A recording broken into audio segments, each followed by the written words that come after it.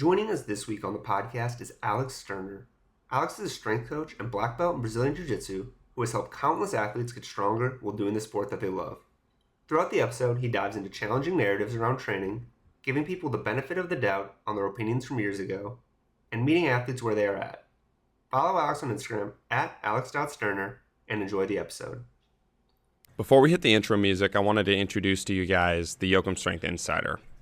The Yoakum Strength Insider is our online training platform that takes all of the ideas that we talk about on this podcast and implements them into a program that is available to you at the touch of your fingers. Our goal with the Yoakum Strength Insider is to create better movers, to level up your life, and to move forward from where you are. We do this in a holistic fashion. Not only will you receive a program that has helped hundreds of people become better movers, you'll also receive access to our app that allows you to track everything, has video links for all exercises, and allows you to be in constant communication with a Yoakum Strength coach. Along with this, you'll get our 30-page PDF nutrition and lifestyle guidelines. That includes everything from what to eat, how much of it to eat, why we're eating it, meditation habits, and other lifestyle habits that we implement with our clients to really level up their lives.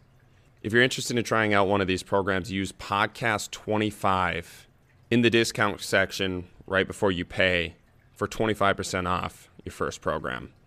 Boom. This is the Yoakum Strength Podcast. Take the leap down the rabbit hole with us as we interview elite level guests to unravel what high performance really is. All right, boom. Alex, welcome to the podcast. I'm excited to have you here. Dude, thank you for having me. I'm pretty stoked. Yeah, I was seeing you deadlift with you hooked Kevin up with some chainmail, and he was deadlifting with you. What's the story there? What was happening? Yeah, so he let me know a couple months ago. He's like, I'm gonna be out in San Diego around this time. Like, would you want to like link up, like lift, make some content? I'm like, dude, absolutely. I think it's super cool when people that you've like interacted with online who are like-minded, similar training philosophies, you meet up in person. Like, not only is it just a ton of fun, but like actually lifting with other people and seeing the depth of somebody instead of just what they choose to put out there with social media. It's a ton of fun. How did you guys like originally get connected? So I a while back I made like a Zercher deadlift video. Oh, if you get a Zercher, that explains everything. Kevin he's Yeah. all over those Zerchers right now. Yeah, dude. So I made this Zercher deadlift video that it went like kind of viral. It was like, what's this lift preparing you for? And then it was just like that clip of Rampage Jackson from Pride, like slamming Ricardo alone. Yep. Yeah. Yeah.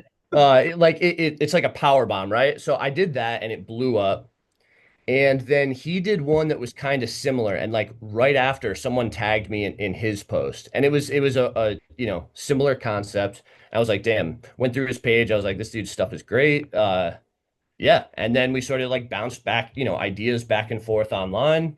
Turns out he was out here last month and we got a lift in together. Dude, that's what I love about social media. Like they're just random. Like that's how I found Kevin too. Is just I think it was like some random Zercher video that like just popped up on my feed. I'm like, dude, this guy's kind of badass. Like I'm gonna have him on the podcast. So that was kind of sweet. One of the things that I went to your page, and this is what really sold me about having you on the podcast, was you made the post something about. It was probably I can't remember who was talking in your video, but it was something like load all other joints.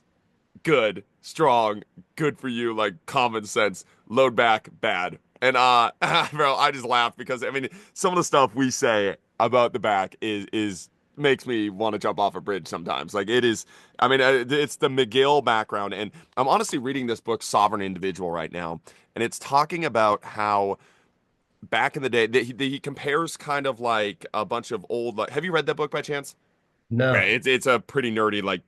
Yeah, it's a lot right now. Kier actually recommended it to me, but comparing back in the day about like how when priests and pope, when people were illiterate and the cost of education was really high, they could basically say whatever they wanted.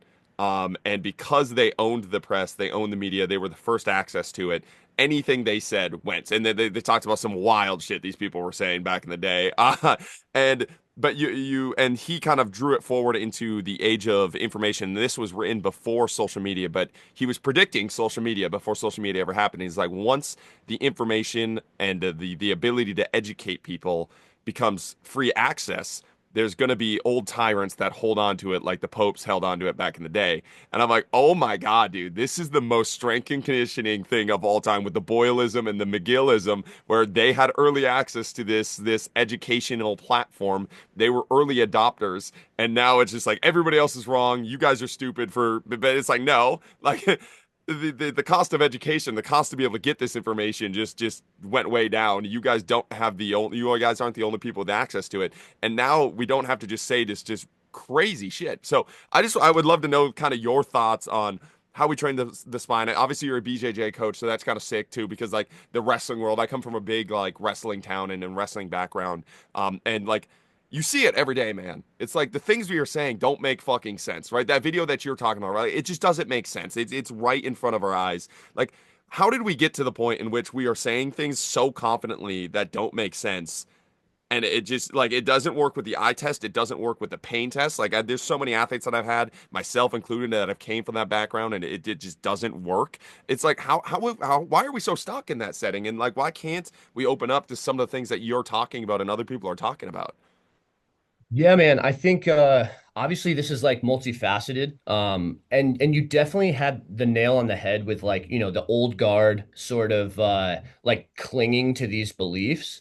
And even though I throw a ton of crap at McGill, like in if you really look at it, a ton of his studies are brilliant, right? Like let's map out this mechanism of injury by isolating a segment within a spine and applying different like forces to it. Like it's brilliant. It's really just the way that it's like misused, right? 100%.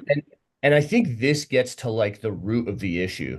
Um, Okay, one versus other injuries, like when your back is kind of jacked up, like you're immobilized, you can't do anything. So whatever you value is probably taken away from you. Whereas like I had a pretty significant ankle injury in jujitsu, like I think it's like 6 weeks ago now, and I'm already like I'm back to training. Like I taped it up a while, like a bit. Like it didn't really affect my quality of life that much, right? But when somebody has a back injury, like, dude, you can't do anything. And I think that the average person has like that survival mechanism. Like they touched a hot stove and they don't want to do that again, right? They're going to boil it down to like whatever factors were present in the moment that they felt pain. And they're going to like go through some like confirmation bias to find things to tell them that the thing that they were doing when they got hurt was wrong. Um, and when I talk to a lot of my clients or like people that I have additional FaceTime with, right? A lot of what I talk about as it relates to the back, is how like if I was, let's say, let's change gears for a second, right? Let's say I was a therapist and you come to me and you're like, hey man, I've got like some deep trauma as it relates to my parents. I'd be a really, really bad therapist if I was like, all right, cool, we're never going to talk about your parents, right? Like that would be terrible. You wouldn't be using my expertise at all. Like what I should do is be like, okay, how recent was this trauma? How deep seated is it? What would be an appropriate timing and dosage for us to navigate through it together? Because that's you leveraging my experience to navigate these choppy waters. And I think that when someone has this aversion to movement or whatever, right? That's then the flames have been stoked by they imagine someone hurts their back and they find the video before I edited it of the guy saying lifting weights is bad for your back, especially if it rounds even a little bit. And they're like, oh shit, that day my back did round a little. And like now they've boiled down this thing that you and I know is super complex. It's multifaceted, but they boiled it down to like that slight deviation in their deadlift that may or may not have even played a role at all. Like so I think another thing that's tough is like, yeah, you've got people that they really piggyback off of these fears. And fear, dude, fear sells, right? You look at it in the press, you look at it in all these different areas. And then you like validate that person's fears they've got this latent fear. They're like, I don't want to do this again. And they're like, hey, I've got the answer. It's this one thing. Don't do this one thing. Versus someone like you or I, where it's like, okay, well, slow down. It's probably not one thing. It's probably a combination. There's a lot that goes into this. Like, we start to talk about load management. Dude, their eyes have glossed over. They're not like, it doesn't sound confident, right? But you go to that person who's like, no, no, no, I got it. I know what it is. You lifted a weight, didn't you? And they're like, oh my God, I did lift a weight. And they're like, yeah, don't do that. That it just sounds like we want to boil it down to that simple thing. Or most people do rather. They don't want to challenge those fears. They don't want to have somebody guide them through that trauma. They want to just sweep it under the rug and avoid it. So yeah, I think it's a complex phenomena. I think that we're always going to be dealing with that in some level. But yeah, I think that makes up a big part of it. Dude, and that's why I love having people like yourself on. 'Cause we talk about the confidence piece. I talk about that all the time, how it's so much easier. I just made like an Instagram, YouTube the video I'm editing right now about this, where it's like, it's not the foam roller that is the problem, right? It's not the ice tub that's the problem. It's not even McGill that's the problem. It's the person selling these things for things that they're not because they make money, right? Like, if these things get you results, keep doing them. I've said that so many times. If McGill is getting you healthier and like it makes you feel better and you're lifting more and you're getting back to what you're doing, fucking do the big three every single day, man. Same with the foam roller, same with whatever your modality is. And dude, there's some, like, I steam room every day. There's probably not a ton of benefit to steam room scientifically, other than I feel better when I leave it, and I'm like, it's in my head that I feel better when I leave it and I'm good. So I'm gonna continue to do that regardless of how soft it is, regardless of how like unscientific it is. I just like it, man. And that's like, I'm totally all right with that for like anybody, but the piece where like these people are just able to confidently sell something to somebody that is like a hurt animal, like in need. Yeah. And it's like, man, where like that is the issue. The issue is not like, there's so many people like they just push back on like the wrong point of the argument. It's like it's not always the modality. Sometimes there's bullshit modality. I think GOATA is probably some bullshit modality, but I mean, if you're getting results doing GOATA again, like fucking go do GOATA. I don't care. Like, it's all about the N of one for you, especially in sports, man. If you're getting results and we're doing it, like, go do it. But the reason like having people like you on is so important and telling these very similar stories is it shows people, and like that therapy talk, like that analogy that you had, like that is such a powerful analogy for people. Like that sells people on this like kind of thought process of like how we're approaching and what we're doing. And I think a lot of it just needs to be talked about more. And again, I think I draw back to like, because I've thought about this for a long time of like how has that idea stuck for so long when again it seems so common sense that it shouldn't, but it's like it's because when these ideas were first being strung, there was no counter ideas that were like being pushed back on because the cost of getting that information out there. Like when you think about the first wave of information, it was like T Nation, like it was like big like bodybuilding magazines. It was things like it was tough to get into, tough to like write for, tough to like, and I think that's part of that's a good thing. Like you have to become some sort of an expert. But if you get into there, what you say is spread like no other, right? Because it's the only piece of information that people are getting and people are reading. So it must be gospel. But now that gospel has been spread to everybody can post and everybody can say their ideas. And I mean, it's the same thing with the ATG thing. Where right away when ATG came out, they were so big and everybody else was not big to where everybody had a success story with ATG. You never heard anything bad with it. And now it's like everybody is posting, all these athletes are posting like, dude, my knees got fucking worse and my vertical didn't. And it's like, yeah, now the gospel of ATG is it's not just one source. You're getting all of these sources, which I think is extremely powerful and extremely freeing for a lot of athletes. Yeah, it's kind of like the swing of the pendulum, right? Like at first it's too far one way, and then it swings past. We're like, oh, this is like a nice sweet spot, and then it blows all the way to like that other extreme, Dude, it's kind of crazy you mentioned the T Nation thing. I'm doing like this. It doesn't matter. It's like it's this March Madness of exercise thing that I saw used that, dude. That's awesome. yeah, I used to do it in past years, and like it's a ton of work, so I fell off for a bit, but I wanted to do it again this year. And the reason is on some of these I wanted to do a deep dive.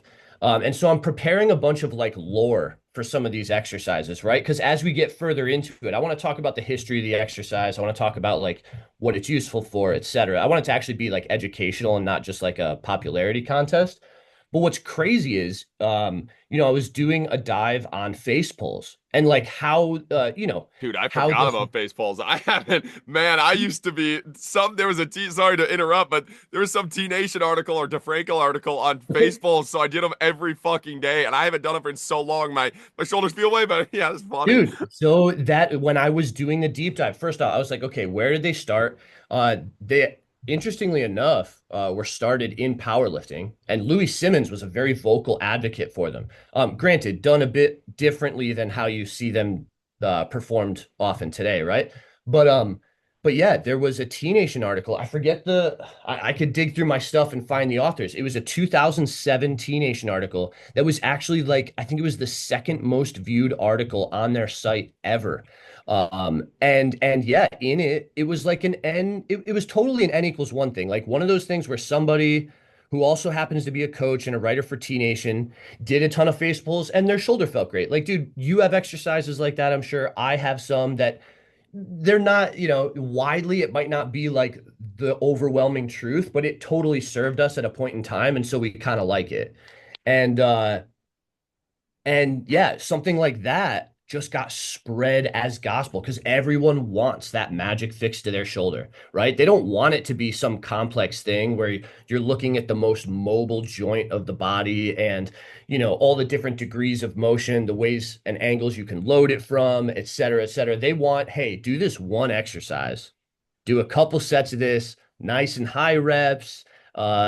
It's tough to hurt yourself because you can't really load it up that much. You know what I mean? Like that's what people want. And so you pander to that, you give them that simple explanation and it just takes off. Dude, and that's something you have to think about too. Like there's two things content wise that I want to talk about there. It's like if I wrote an article in 2007 and compared it to what I think now, and so like I like that's where I want to give that coach grace too. Maybe it's the same, but it's like you can completely change your philosophy on that, but that article is still there in still people's in mind. And that's what like I think a lot of people don't realize with the content game is like people change their it's like in that moment that is what you think, right? And I try to like put those ideas out there as often as possible. It's like this is what I think right now, or this is what I'm working on right now. That does not make it gospel, but when there was only one source, it kind of became that gospel, and so many people see it.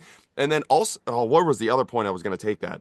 Oh boy, that's CTE striking right there. But oh, and the what's it called? Like the marketing aspect of it too. It's like part of content creation. And again, this is I don't want to demonize this at all.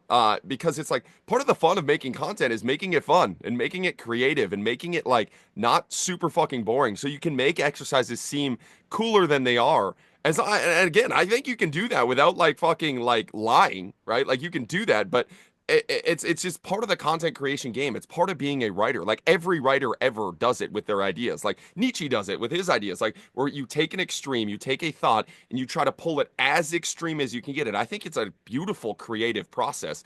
But I think people that aren't creatives or people that aren't writing or people that aren't creating content don't realize that's what that process is. That's what the writing process is it's just working on that idea. It's expanding that idea. It's seeing if you can turn that idea into a story. None of that, just because it's a really good story, makes it the truth or the truth for you specifically or the truth forever. Maybe it's the truth in that moment because it's the data points that we had. But I think that's part of the thing that gets lost a little bit in the content creation process is people don't understand it's just like writing a book every day on social media when you're doing one in a much smaller scale. And it makes it fun for the content creator. Obviously, it's part of the marketing aspect, but it's also just like it's a thought process rather than the truth, right? And then I think that is a super powerful thought process. It gets people thinking, but that's what those articles should do. They should get you thinking. They should get you trying these. Like I did a drop catch bench yesterday that I posted, and I was like, there's so many questions about the science behind it. I was like, try it, see if you like Right. it.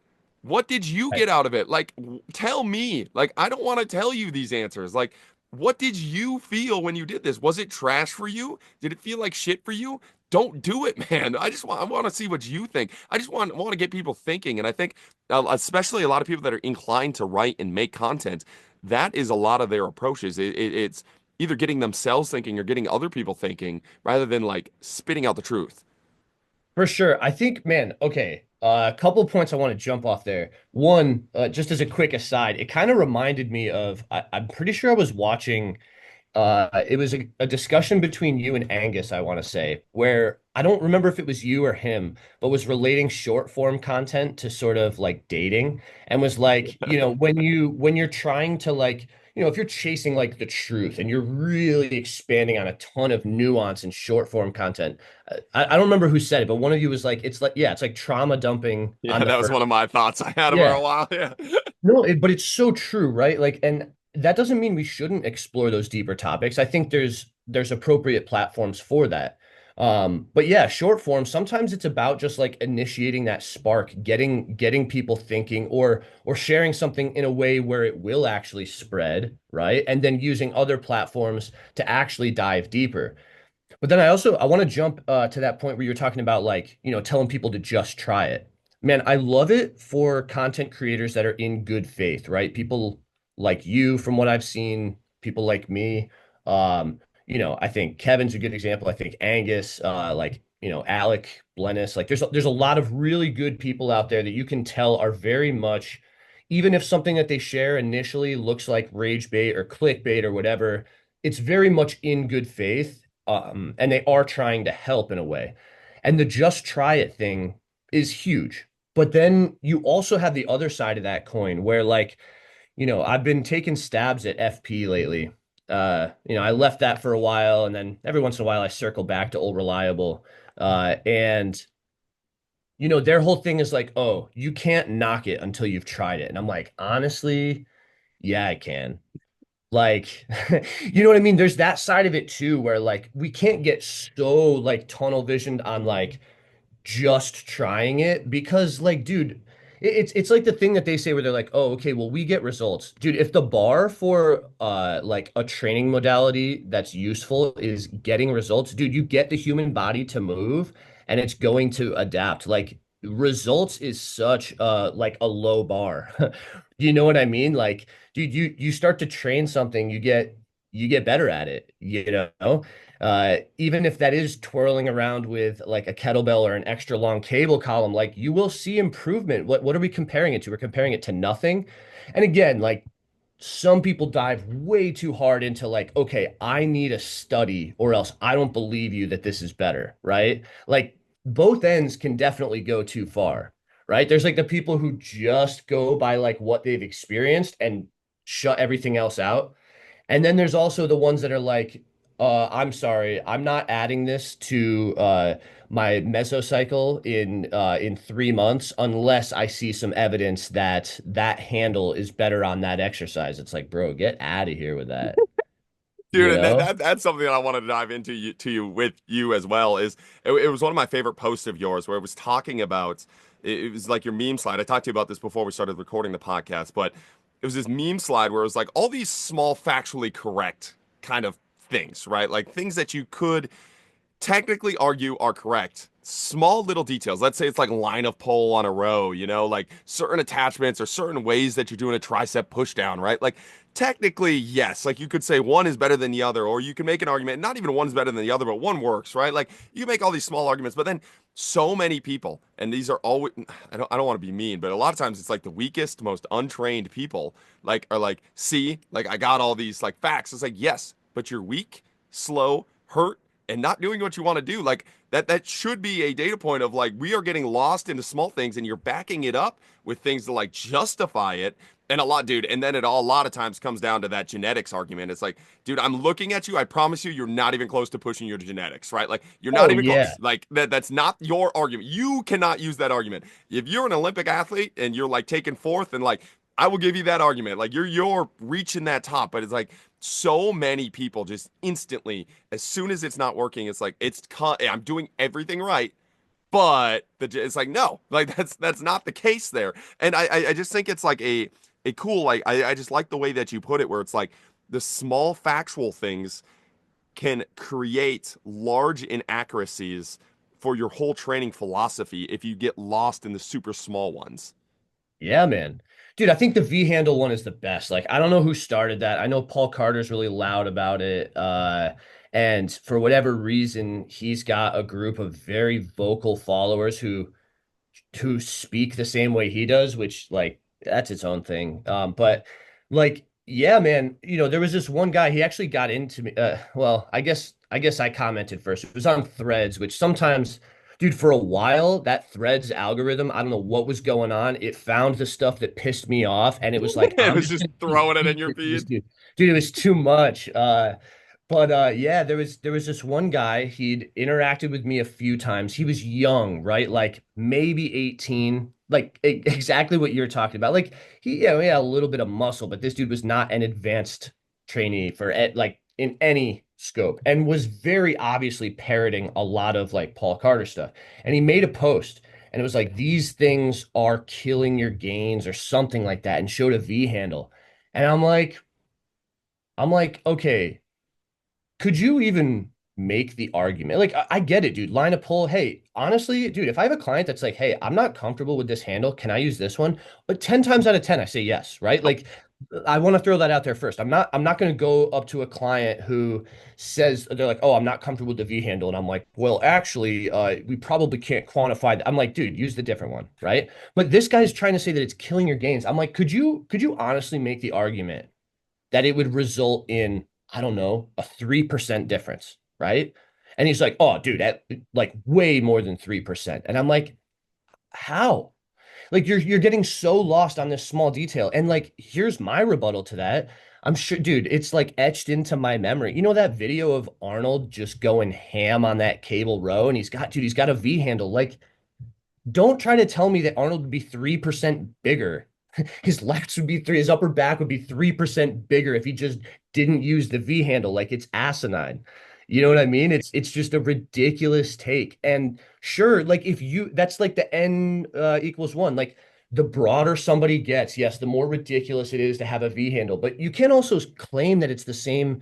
I'm 6'4", right? If I have a 5'3" female client, like the V handle for her is literally like a wide grip handle for me, right? Like we talk about lines of pull, they're not even the same person to person. I don't know. Yeah, it's those details are just really frustrating sometimes because like you've got people following you and consuming your content that when's the last time they've even hit a set of cable rows to failure? Are they scared of going to failure because they think if their form breaks down, they're going to light on fire? Like, there's so many points that I think are super, super important for that person and quantifiable, real progress that then all of a sudden you've got them fixated on the handle and you've just, I don't know, you lost the plot, in my opinion. Dude, 100%. And I think it really is a training age thing because, like, once you've trained for long enough, especially if you've trained dumb enough, in quotations, for long enough, you realize you can get really fucking strong doing a lot of really stupid things or a lot of really inoptimal things. And you can be really fucking weak doing a lot of optimal things, right? And again, it's not the argument to train non optimally, it's the argument to train. Bro, like you need to stop getting in your own way, like you were saying, where it's like, when was the last time the clientele you are talking to, the population you are talking to, actually trained hard? Okay, you're talking about all this bullshit. It's all mental masturbation, which again, I'm not against. If that's what you enjoy talking about, and that's your population enjoys doing it, and you have this like kind of like autistic like obsession. I have athletes that love that part of it. They love the analytics. They love the super small details, and it gets them to train, right? But it's like there's so many people that you're not making those claims. You're not making those disclaimers, right? You're not telling the full truth there. You're saying it'll ruin your gains, right? Like you're making these exaggerated claims in that sense. It won't. I promise you it won't, right? Right. And that's not what is ruining your gains, right? I have done so many stupid programs in my lifetime. And again, that's where I like argue again. It's like, I don't know, you could probably like the reason ATG probably gets a lot of results for a lot of people is because they went from nothing to something, like you were talking about, right? Like, and I don't know, man. I just think a lot of times we're not giving those disclaimers, and because I don't want to, again, I don't want to poo on somebody's thing that they geek out about. I have a lot of athletes that really enjoy that kind of thought process. My brain doesn't work that way, obviously. Like my brain's much more creative, and I like the bigger picture things. I like the more fun things like that. For me, it's more fun for me. But then again, I have like a lot of times like accountant majors, like the corporate majors, like they love the really small details and tracking data, and I give them tools to be able to do that. So the main goal is they show up and they get stimulus in, and that's how we do that. But I think when you make those drastic claims on either side, it discourages people from training hard, and it gets people thinking way too much about training, especially in which maybe back in the T Nation day when there was no information, it was helpful. But now it's like we have so much information peppering people that it like keeps them out of the gym. And I see so many high school athletes when I go to this Lifetime that I'm doing, where they're doing like just the most ridiculous workouts and they're warming up for 45 minutes and then working out for 5. And I'm like, bro, that is why you are not like they always ask their buddies like, oh, I'm doing all this stuff that Instagram says I'm just not getting stronger. It's got to be like genetics. I'm like, dude, you're 14. It's not a genetic issue right now. Like, what are we talking about? Like, you just got to go train hard for a little bit.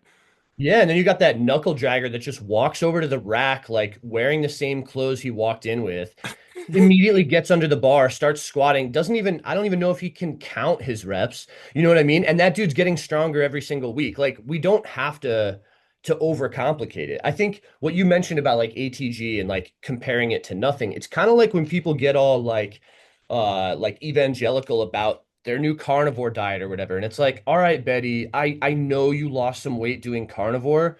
But also like it's the first time you've ever paid attention to what you put in your mouth. So like, yes, compared to what you were doing before, sure, it's better, but also like maybe have some vegetables because you can do that and also still see those results you're looking for and like maybe also be objectively healthier in every way. Like again, it's like these things where when you compare it to nothing, you get someone who's sedentary and they've got a bum knee or like something that I think ATG did well at first was just that little sprinkle of movement optimism, right? Yes. Like knees over toes was this bad thing. It's sort of like, you know, when Kevin or I make the stuff about like search your deadlifts or like rounding your back, right? It's the same thing. I have like a meme account called Lift with Your Back Guy. I made it originally as a joke because I was ranting to some of my clients about knees over toes guy and how I'm like, I don't really like his stuff. It's not great. I'm like, he took a myth and he leaned into it really hard with like a dose of movement optimism and then used the same 6 exercises to address everything. I'm like, I could do the same thing. What's another myth? Don't lift with your back. I'm like, I could make lift with your back guy. And then after I used that a few times, one of my clients was like, is that handle available? And I'm like, I don't know. Let me check. And I checked. And I every once in a while when I have like I'll have a meme that I don't think is as widely as applicable on my page, I'll throw it on there. But Little shit posted page. yeah, exactly. And like but that's really it, right? Like you took a myth that was not rooted in any sort of reality. Like your knees can't pass your toes. Like, dude, we could come up with a million examples, like going up and down the stairs. Like the list goes on and on. It's not even like worth our breath, right? But they leaned into it, and that's positive. And you take someone who their whole life is like against, like they're like, oh my God, my knees can't pass. And you just show them, like, dude, your body moves like that. Like, how about you do it and then maybe, I don't know, load it? And they see results, like not crazy, right? Like honestly, I'd say take that philosophy with any freaking joint. Like if you're afraid of moving it a certain way, but it moves that way naturally, do it and then start to load it. Like good things tend to happen, you Yeah. know? Um, but yeah, I think whether it's some sort of like movement religion like ATG or like food religion like carnivore, like if you're coming from nothing, sure, it's probably gonna be the greatest thing in the world for you. But I think again, like keeping that broader scope of like what are we comparing it to? You know, that's the thing that I think frustrated me about it. I've been sort of preaching a lot of this like movement optimism stuff for a while. And then that I won't lie, the content thing, you know, when Ben Patrick started really pushing that stuff, I'm like, dude, I gotta lean into this harder because this is the same stuff I've been preaching. He just actually like hammered it, you know? Yeah, and that's the thing too. It's like I think as coaches and content creators or whatever you are, it's like you can have the best of both worlds, right? Like you can talk about your principles, you can talk about the things you believe in, while having nuance there, right? It's not that hard, right? Like, and you don't have to have the nuance to where you're like, yeah, also we do GOTA, you know, like also we do functional patterns, right? No, like you can have a bullshit detector, you can have philosophies and things you swear by, while also being like, this one might not work for you. And that's amazing because I got 15 other tools here, right? Like Zercher For sure. deadlifts might not be for you. That's okay. Like I like them. I enjoy them. I get a lot of good results with them. Maybe that's just not for you. Or maybe it's, again, here's the thing. Maybe it's just not for you today, right? Maybe it's not for you this week. Maybe it's not for you this month. Eventually, maybe it is, right? And I think that's the point. It's like, I think a lot of it too, it's like it's almost like this scarcity mindset coaches have. It's like, I need to get clients. And it's like you look at the super short term, what's the fastest way to get clients? Is being super confident, super bold on the front end. It's like, yeah, and you kept that client for 3 weeks, right? Like I want to keep my clients for 3 years. I want to keep my clients for 30 years, ideally, right? Like, and train with them and get them to points in which we can do all this and we have tools to work with them and all this. And when you sell them bullshit on the front end, you never get that client for that long. Because they always, whether they believe it in the beginning or not, they always realize, like they start to smell it, man. The longer you're with them, they start to smell it. They're like, oh, that's okay. This made sense at the beginning, but now like that, what is going? Okay, that doesn't feel good. What about this? And like you don't have another tool. It's just knees over toes. That doesn't make any sense. And they start to get smarter. And I relate it back to the Olympic lifting world for me because as a kid, like as a high schooler, the whole time I was growing up, like the high school and college, my first college strength coach and my high school coach, and I don't, they were great coaches, amazing coaches, but it's like the messaging around Oli lifts was, if you clean this much, you will be an NFL player. You will start. You will be a monster. It will make you a better athlete. All you got to do is these Oli lifts. And I did them, and I fucking committed to them, and I drank that Kool-Aid, man. I ATG'd the shit out of those Oli lifts, right? Wait, so what NFL team were you on? Yeah, exactly, bro. Like, I was cleaning 350 pounds as a freshman in college, and I was fucking a horrible athlete. And then I just had this coming to Jesus moment of like, it's all bullshit. And it wasn't all bullshit. That's the terrible thing. Like, the movement optimism ATG provides is not all bullshit. But when you surround it with all the other bullshit, then they can't take anything you say for truth anymore. And it was like, so then you have people that swear off movement optimism. You swear off some of the good movements in these patterns because you sold them bullshit around. It's like, just tell them the truth and then keep them. And like, hey, these are really good exercises. The Oli lifts are really good exercises. It will not make you an elite level athlete. It'll make you a better athlete. It's a good stimulus, but we still have to do all these other things. We don't have to throw all that other stuff out. You don't have to dumb it down that much for everybody. It's like there's ways to nuance all of this. For sure. I actually, okay, I wrote down something as you were going. Like when you mentioned like, okay, maybe this isn't a good exercise for you, or this isn't a good exercise for you right now. Something, okay, now to go about how I found your page. It was originally you posted, it was that Boyle meme, but it was like the AI of, was it like Lil Yachty or who was it walking That out was on my favorite. That might be my all-time favorite meme, dude. Man, That shit was so. When I found out how to do the AI memes, I was dude. fucking crying myself doing that, dude. I'm like, they So are gonna be so pissed about this, but that shit was so funny.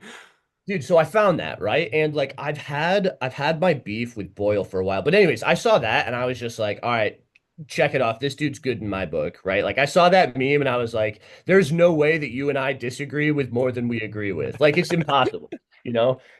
So anyways, but like I think getting to it's funny in the jujitsu space, I had a disagreement. It was maybe 6 months ago now. A decently big coach in this space was talking about how bench press is bad for jujitsu athletes, and I'm like, bro, I I've benched 3 days a week for the last 2 years, and like my shoulders are healthier than they've ever been. Like you can't like you can't say that. And basically, him and I went back and forth. I wanted him to have me on his podcast because I was gonna be very like cordial about it, but I wanted to pose questions and get him thinking. But like, man, I will say from the average compared to the average strength coach, or for sure like the older crowd, for me personally, if I'm working with a client and there's a particular exercise where it doesn't agree with them, right? And this comes back to your line where you're like, not for you right now. Sure, maybe at that point in time, maybe it's not the right thing for them. I'll actually try to do a bunch of different things. Like avoidance is my last ditch effort, right? If someone's like, "Oh man, my shoulder kind of bothers me when I bench," I'm like, "Okay, let's like I'm whipping out the toolbox, right? I'm like, "Okay, this is because what I want to do, like we could let's keep it simple. In that moment, they are experiencing some sort of load or force to some sort of like tissue that is either compromised or it's lighting something up, right? And if they're training for a sport, certainly something like jujitsu, like sure, I can hide them from that in the weight room, but like they're gonna go on the mats and someone's gonna put them in a shoulder lock. Like they're gonna try to destroy that person's anatomy. And what did you just do? You showed me that you have something that's compromised and we found the best way to load it. We just have to like moderate dosage a bit more, right? And obviously like in the acute phase of injury, this is not what I'm talking about. I'm just talking about when someone, like when an exercise doesn't agree with them, right? It's not this acute thing. It's not like they just fell and have like an AC injury and I'm like, oh shit, we're gonna bench right now. That's not what I'm saying. But man, as a coach, when I see an exercise that doesn't agree with somebody, it might not be now, but at some point in time, like I make a note, I'm a very analog guy. If I were to turn this camera around my desk book, I've got like 5 subject notebooks for everything, for content, for clients, everything, right? Dude, you're the first person that I've done this podcast with that writes like the next point down like I do. It's funny. Oh We're yeah, both just writing notes during the whole. I have to write shit down. Like this is what I got going on right now. I But got a whole sheet here too.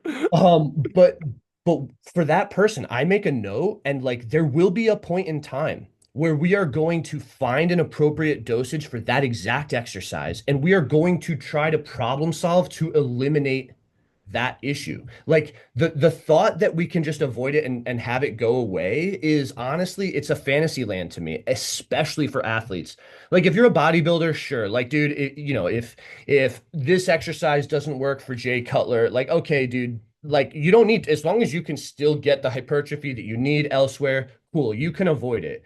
But dude, an athlete like that, I can't sit here and feel good about the fact that we identified that something is an issue with this particular motion and that we just sweep it under the rug and hope that that never gets exposed or catastrophically exposed in sport. I'm like, no, this is part of my responsibility. I actually like that tells me the client sees that and they're like, oh, we don't have to do this, right? And like I sprout these horns and I'm like, actually, that is going to be central to what we do at some point in time. And I plant that seed. And even if we don't attack it that day, I get them on board with that because I'm like, we just saw the most valuable thing. The most valuable thing I can do for you is guide you through something that you wouldn't want to be guided or that you wouldn't want to navigate yourself, right? Or that you refuse to or you think is bad for you. Like, man, that's where I come in. So it kind of bugs me when I see coaches that are just like, oh, this exercise, yeah, not worth it. Or they say risk versus reward as if that's somehow the end of the argument or it's some sort of quantifiable thing or just the fact that like the reward is in some way different than the risk. Like, dude, in almost every single scenario, let's really change gears, right? If you and I went and we did like a metabolic like intervals on an assault bike, right? Like, and we went hard. We did that for 10 minutes, you and I. Strictly speaking, our risk for a cardiac event in those 10 minutes compared to the time prior, it goes up, right? Like we are at greater risk for a cardiac event short term by doing something stressful, by stressing that cardiovascular system, right? But then we look at the reward and like in the long run, the more appropriately dosed cardiovascular work or metabolic work that you do, like decreases your chance of that very thing in the long run. So like this whole risk versus reward thing is like so crazy to me because the argument against it is the argument for it. Like, okay, oh, deadlifts aren't a good risk for reward for your back. Dude, what do you think the reward is? What do you think it is? Right? It's like increasing your tolerance to that stressful event. It's like so valuable. And if you're arguing, if you're like I don't know if you saw this, but we did a hack deadlift like long form video, me and Kevin, and I threw it on my YouTube. I'll shoot it over to you after this, but a dude comments on it. And he's like, "Oh man, I would never do this. My back is too precious to me." And I'm like, "Bro, that's why you should do this. What are you talking about?" You know? Dude, the risk reward arguments, it's like it makes me actually want to kill myself sometimes because like there's nothing there. You're literally just making these arguments up and it's always wrapped up into I'm the coach that keeps everybody safe. It's like this ultimate virtue signal and I got you moment of the argument's over because I'm the good guy. It's like, what? Like you're just making these, like you're just saying something and ending the argument because you said something. It's like, show me your stats. Show me your Right. statistical analysis on what your risk is and what your reward is. If And that's that your they're argument. different. And that they're different. Like, you know what I mean? Like, oh, okay, there's a risk here that is totally unrelated to the reward. They're always related, dude. Like, sprinting and jumping, like there's a risk of tearing your Achilles. And guess what? If you don't want to tear your Achilles, you should be doing some sprinting and jumping, right? Like where did we get this disconnect? Like they're unrelated. Like there's a risk of tearing your Achilles, but there's no benefit. You're not loading the Achilles and like, what are you talking about? Dude, They're totally related. the number one way to not get injured is to sit on this couch and be a fat fuck, right? Like, But then also, dude, you have like the in health terms of, like, consequences long term. I know. I've gone into that too. It's for like sure. it's like if that's your like if that's how like when you dwindle that argument down, it's like okay, then we don't train. That's your point. That's what we're getting to, right? Like even with Right. Boyle with the back squats, it's like Boyle, have you ever actually loaded up a fucking heavy ass Bulgarian? Like, what are you talking about? You obviously haven't, because I have, and I promise you, the risk reward is the same. You know, like what? Are you, Dude, yeah, you hit failure on Bulgarians, bro. I've really tweaked my groin. Like, you know what I mean? Especially balance related, like dropping into it a little fast. Like, dude, they're an insanely stressful exercise. Like, and what are and, you and talking Boyle's counter argument there is going to be, well, yeah, it's because you're loading it up too much. You're not about? following, you're not dosing it right. It's like, yeah, no shit, dude. It's the same with back squats and deadlifts. It's the same exact fucking argument. Like, and it's like crazy. That's just crazy. The like ability to like dissociate from that, like from the fact it's like the same you make. That's the thing that drives me nuts. It's like you're arguing for the same thing. It's just the one thing that you have built your program around or your philosophy around is being attacked in that moment. So you argue the same exact facts that you argue against, and it's like this circle. Like so many coaches, they like when you start bullshitting, and I think that's why it's dangerous. Is like you start arguing in a circle with yourself, and that's when I know it's like, oh, you're selling a philosophy that you have committed to, like a religion, rather than like actually just focusing on what gets results or what your truth is or what you're actually pursuing or what you actually think. Because now you're using the same argument in two different ways. Man, I think that's another valuable part of like content and throwing ideas out there. Like at first, obviously, like, dude, I don't want to be wrong, right? You don't want to be wrong. Like it kind of hurts, right? Especially for something we do professionally. Like, but man, if you are actually like thinking critically, right? Dude, I won't lie. There have been times where I get questions or stuff where it like, man, it like sets me back for a second where I'm like, damn, do I have this? Is this at the wrong angle? Like, am I going about this the wrong way? And obviously, like, I wouldn't say that these are like massive turns that I've taken, but dude, there have been points where I'm wrong and I've either, I've course corrected. There's also times where I just wasn't explaining it well and I've gotten better at communicating and like sharing what I'm trying to get across.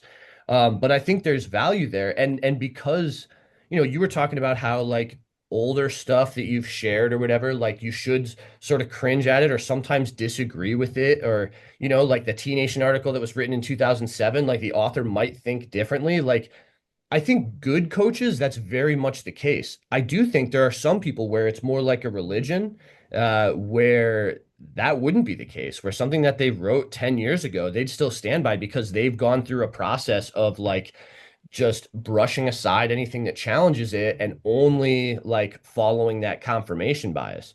Yeah, I even think like, to what you were talking about some of those coaches and stuff, like when we talk about like injury risk and how complex injuries are, right?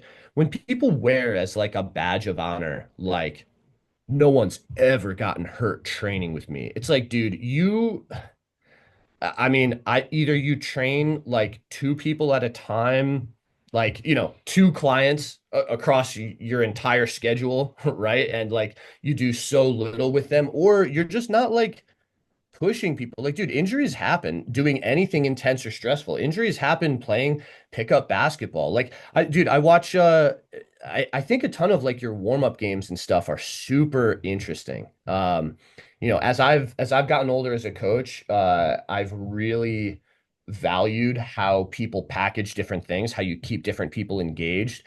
And like, obviously, I've never been to your facility, but dude, people have to love that stuff, right? Like, we're taking a warm up, and in the grand scheme of things, like, dude, it doesn't matter. Sure, you could just do a couple sets of your squats. You could do your plyos starting at a lower degree of effort and working your way up. You could walk on the treadmill, or you could play like a game, sprinkle in a little bit of competition into it.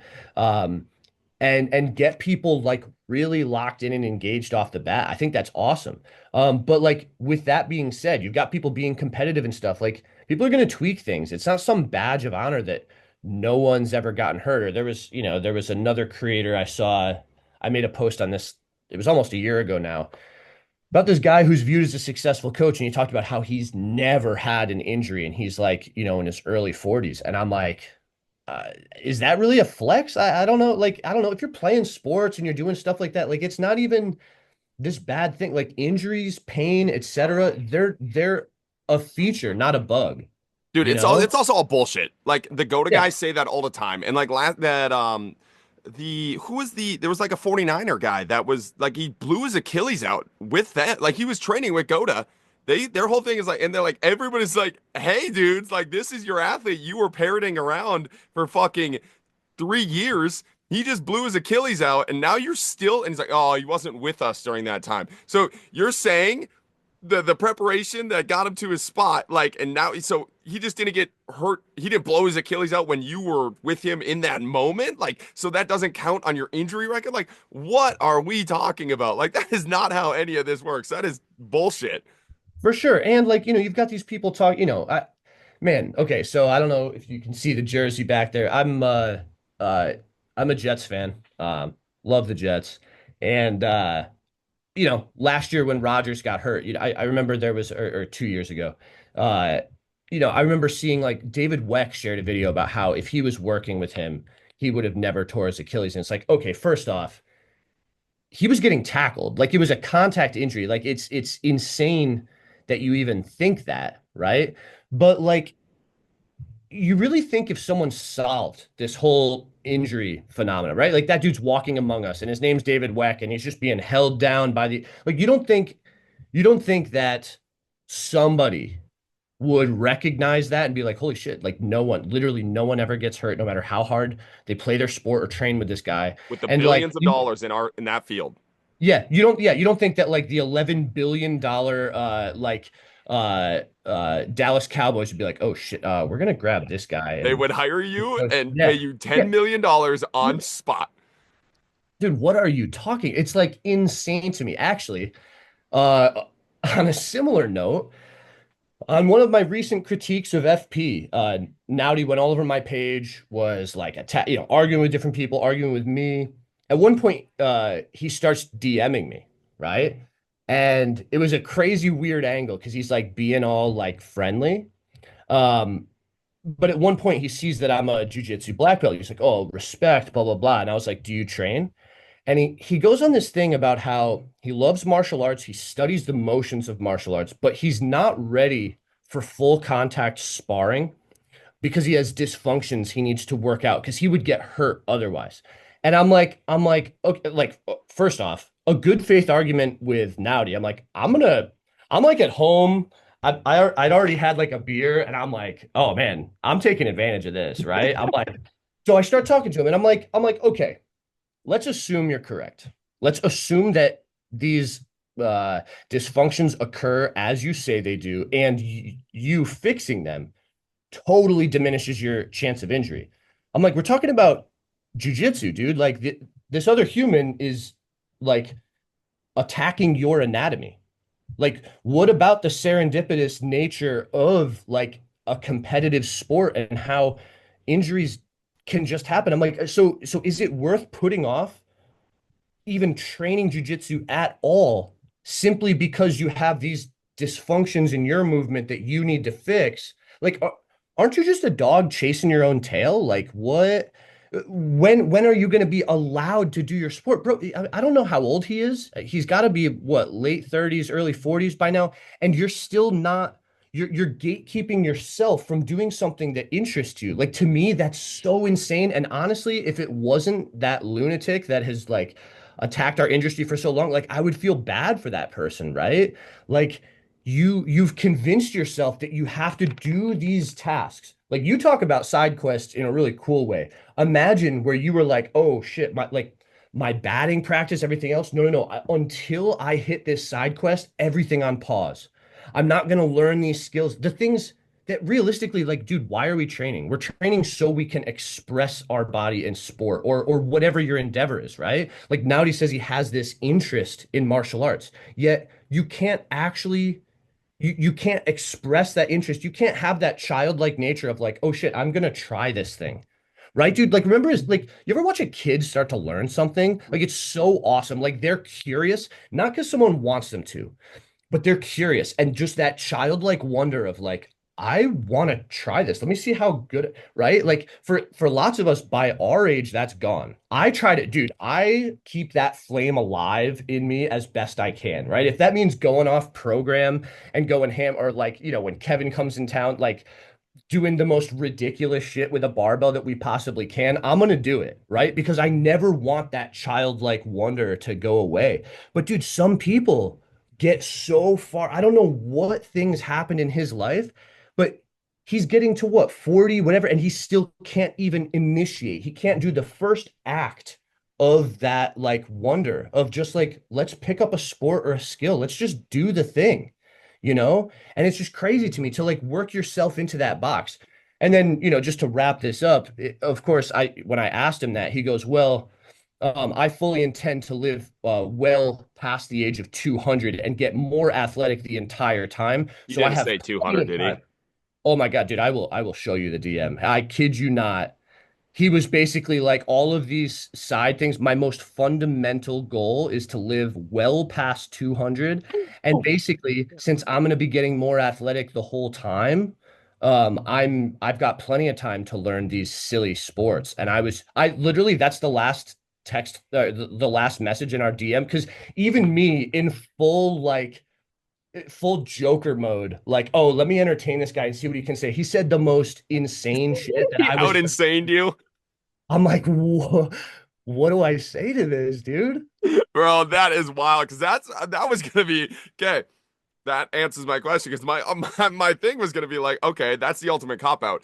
If your argument is if you fix these dysfunctions, there's a 0% chance of injury, but then you can always cop it out with there's a 0% chance of actually fixing all of these dysfunctions because there's not enough time. If you in 40 years can't fix those dysfunctions, strictly focusing on fixing it. So then you always have the cop out of, oh, I got injured because it wasn't because of the philosophy, it's because I still hadn't fixed that dysfunction.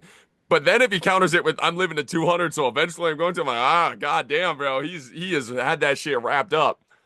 Dude, yeah, insane to me. Like, I still do feel bad because, like, as delusional as that may be, he still has these things. And again, forget him for a second. There's lots of people like that, right? Like, who are so they feel they gatekeep themselves into doing a bunch of these things. And if you look, man, there's a ton of stuff with aging where people just write it off as like, okay, either your metabolism gets slower or you lose muscle mass, or the list goes on and on and on.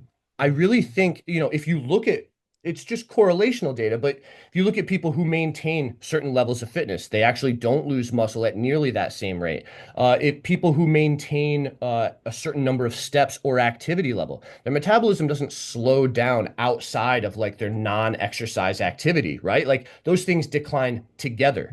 And if you look at it, a ton of that boils down to they lose that childlike spark, right? Like I'm going to sprint over there, right? Like after a certain age, you don't see people sprinting, right? You're walking down the road and you see someone sprinting, you're like, what is he running from? But kids do it all the time. So I think so much of that, like when we lose that spark, that's when we start to see age.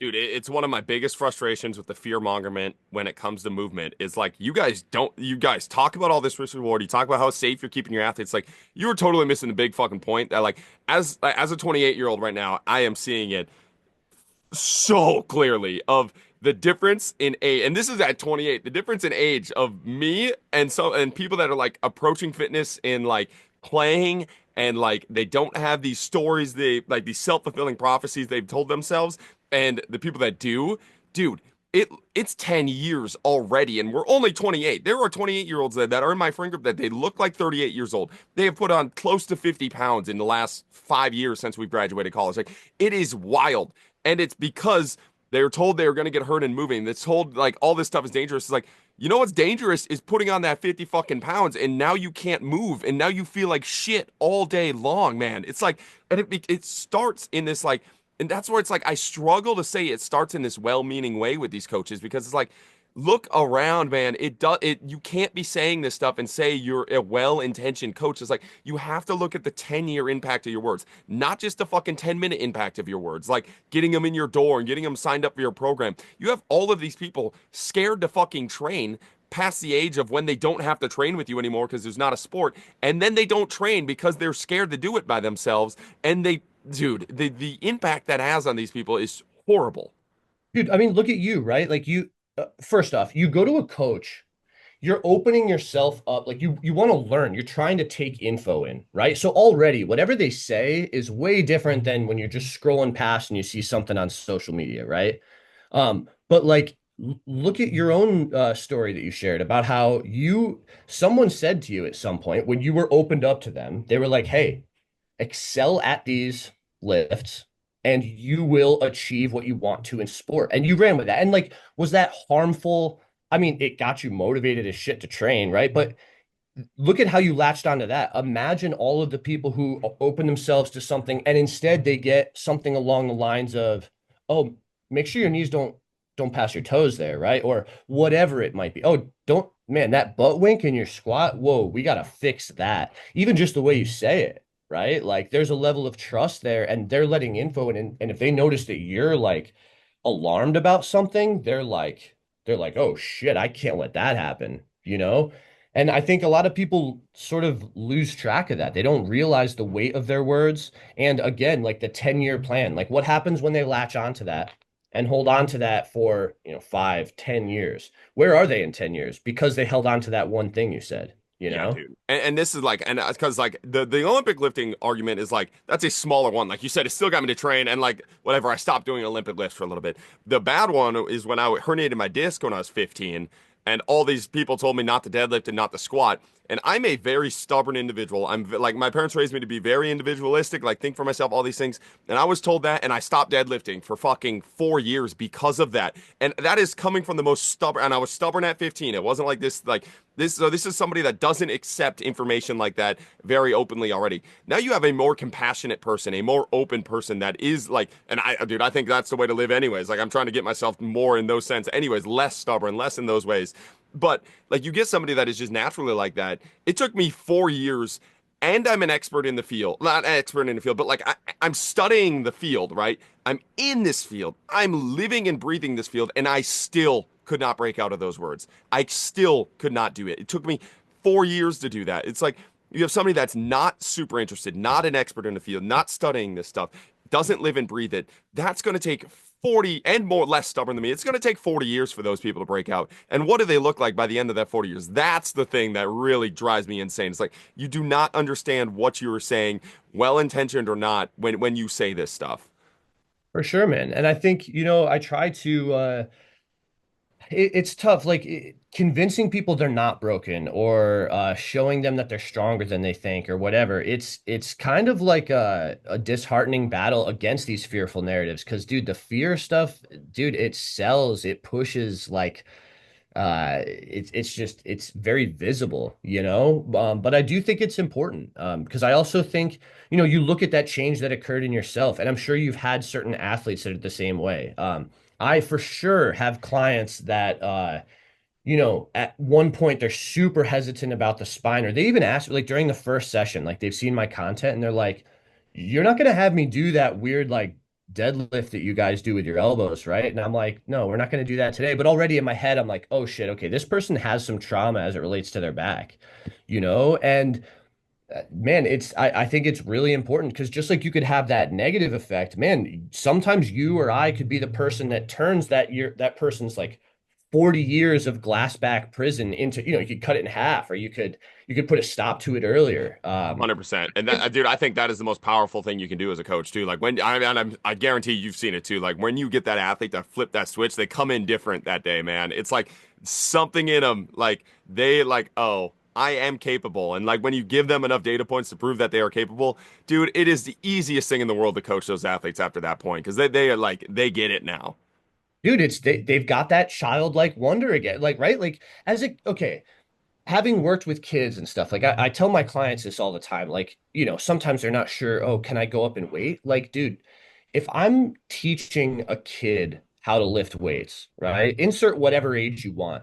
Dude, they don't ask like to a fault. Like sometimes I'll be like, bro, put that weight back. Like, what are you doing? But The like, RP 12 a single and then add 5 pounds on. yeah, yeah, no, exactly. But like, dude, that's actually so awesome. Like, it's not that fear and everything is a learned trait, right? We don't just come out being like, man, I can finally speak and I feel like bending my back is bad. Like that just doesn't, you know what I mean? That's like placed in there, you know? So yeah, I think it's important that those things are broken down and that there are people who are very openly speaking against it.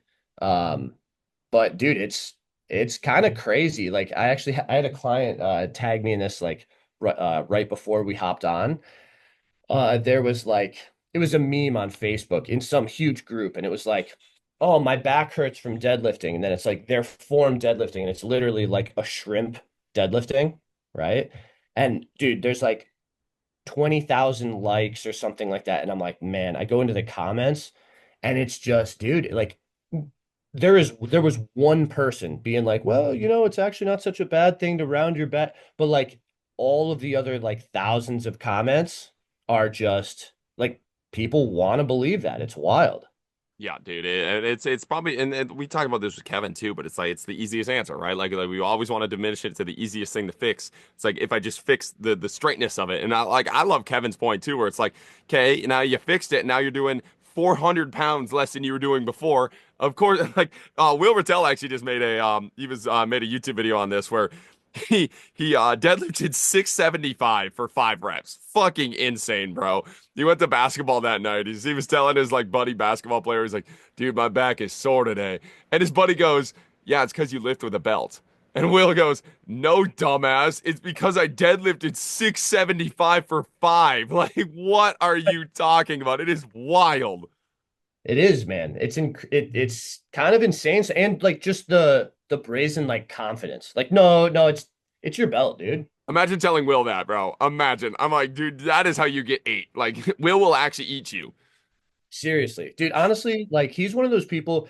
It's like, you know, I watched your stuff and I'm like, damn, Austin's pretty strong. Like that's inspiring. I see Will's stuff and I'm like, man, I'm a piece of shit. It doesn't make sense. It doesn't make sense. When you lift with him in person or you see him move in person, it's like unbelievable. And now, like, I really want to train with Blaine now too, because some of Blaine's like broad jumps, I'm like, it actually doesn't make sense how far you jump. Like, it's unbelievable.